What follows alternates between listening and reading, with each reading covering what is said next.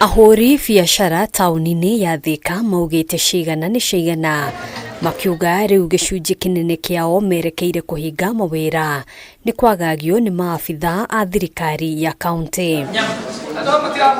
Matongoretio ni muikariri giti wa kiama kia AHURI biacara tauni-ini no ALFRED Onjoria aya matariria ati ica ikuhi maabithaa aya makoretwo makihithukira biacara ciao na guthukangia na gukua indo ciao. Hoteli moja walibeba hata chakula ikiwa imeiva na jiko na microwave.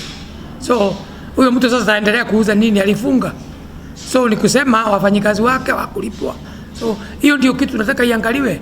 And we am sure that's why we want to know, is the governor aware of what is happening? Some businesses visited and they were really harassed. Their goods were carried. There was no record of what was taken.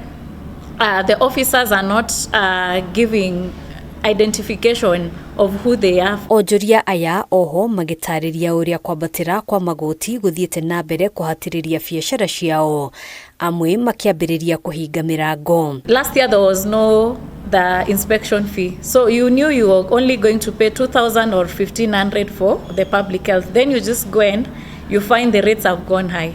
Then when you are taking your time to look for the money, they come and impound your goods, carry your goods, and again in your business incurs losses. A license is costing 6,000, but the public health license is costing 4,500. Now bringing a total of 10,500 for a shop that is paying 5,000. Kurumirira gutharara kwa wonjoria riu maugite matigwitikira ringi kwagagio makiruta mukana wa gutabania mirurungano ya gutetia thirikari ya kaunti makienda wiyathi wa kuhura biacara matekwihuga. We are tired of being victimized for doing illegal business.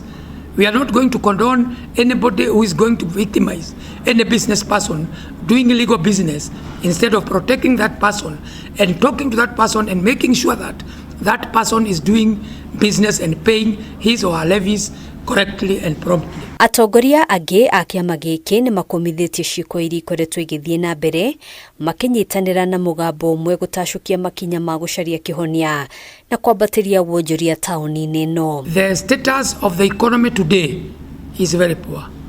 It's very low, and most of our businesses have closed, others have minimized.